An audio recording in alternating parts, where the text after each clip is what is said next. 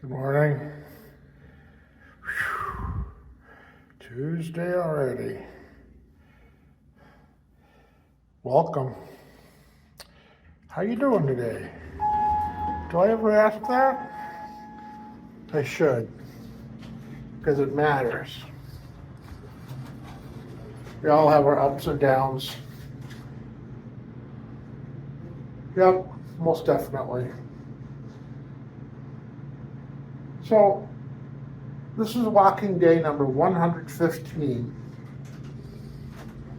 And, as usual, I think about all the changes that have been happening to me, and the way I've looked at life now has changed.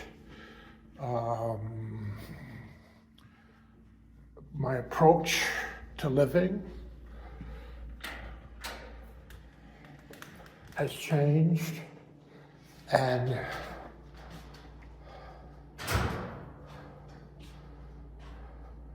it's interesting how things creep up, and I want to go back to a comfortable place again every once in a while. Until very recently, I've been experiencing more and more, I guess you could say, regressions. And it's bothering me a little bit. I need that positive mindset to really keep pushing me forward. So I don't know if it's just something I'm doing, or I don't know. Got to keep an eye on it, because obviously I need this working for the rest of this to be working. But I am very grateful. Don't get me wrong.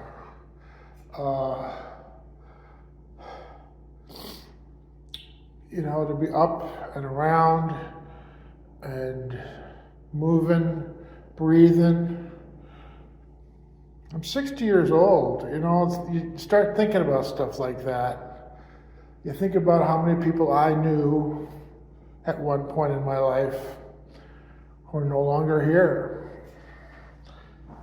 Too many. Recently had one leave us. Hi, Mr. Moon. You should see Mr. Moon. Let's take a look at Mr. Moon. There he is. Yeah, behind the street light.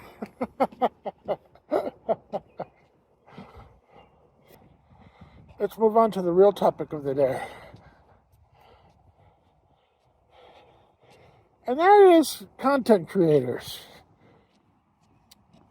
Oh, here, the moon's even better now. Look at this. Look at this. Woo-hoo! Hi, Mr. Moon. Everybody could be a TV broadcaster now. It's crazy.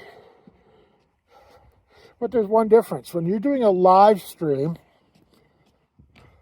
you're interacting, often through just a text messaging, but it scrolls on the screen. But sometimes they'll invite people on too. And I was on Facebook for so many years where that really isn't a thing. Got onto TikTok, and it's like, yeah, that is the thing. To be able to live stream, they restrict you. First of all, you have to have so many, people following you before they'll let you even do it. And then once you do it, you can start making money and blah blah blah. Anyway, the question is, you get people who do in live streams, they feel very personable. If they're inviting you into their homes or their places of work or wherever, and you develop a fondness, a bond, a closeness, a kind of a strange virtual friendship.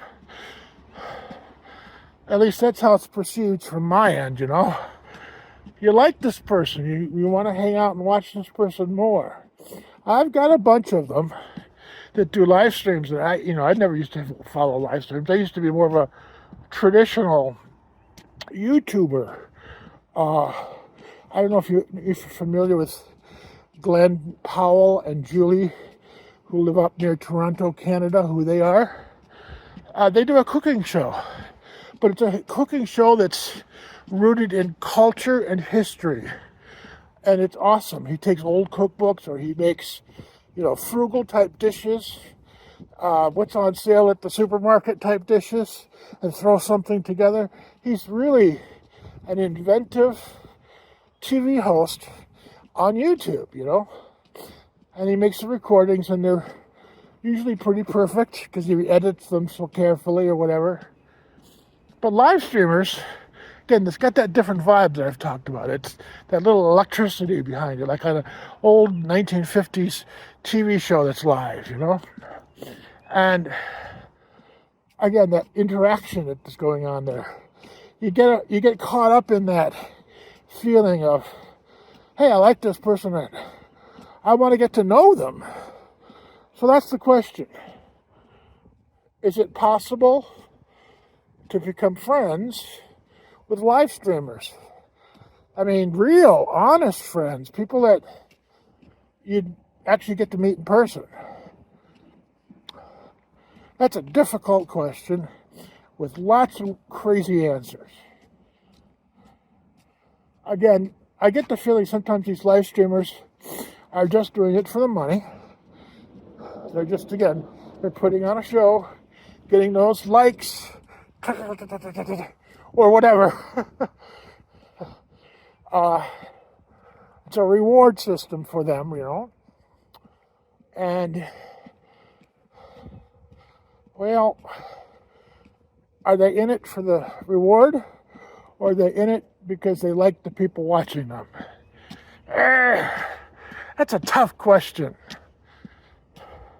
There are some people who really come off as genuine and really do appreciate that you're joining in.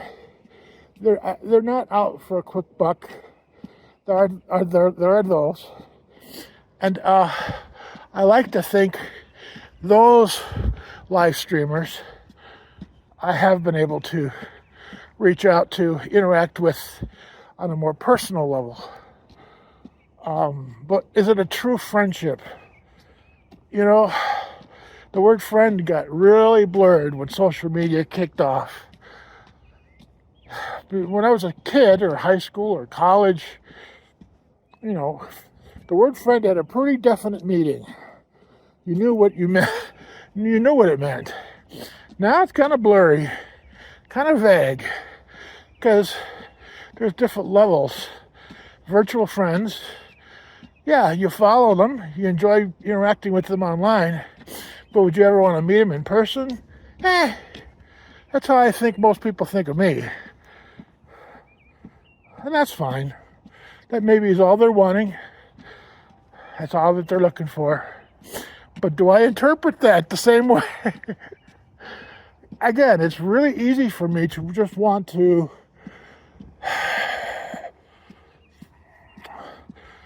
reach out and become something more than just a live stream participant,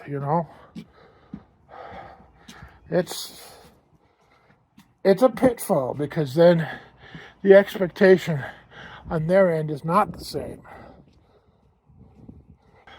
I don't know. I guess I have to really just kind of take a step back and think about that and approach it, again, kind of like a real friendship, where who's doing the work? Am I doing all the outreach? Have they ever shown any interest in return? Again, is it just a business transaction? So yeah, the 21st century is weird. What is a friend in the 21st century? I don't have a clear answer. Maybe you have some thoughts on it. That's the question of the day. Is it possible to have a real friendship with a live streamer? I'll see you again later.